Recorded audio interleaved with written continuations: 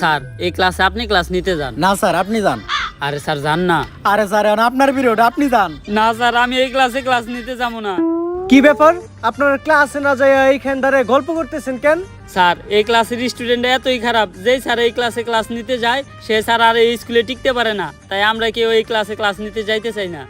আপনারা শিক্ষক হয়ে সামান্য স্টুডেন্টের দেহে ভয় পান? এটা কোন ক্লাস কোন?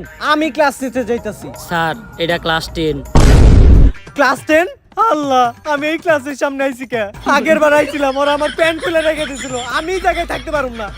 স্যার কই যান? কোন তো নিউটনের দ্বিতীয় সূত্র কি? এফ সমান সমান এম এ। তার মানে ক্লাসটা আপনারই নিতে হইব।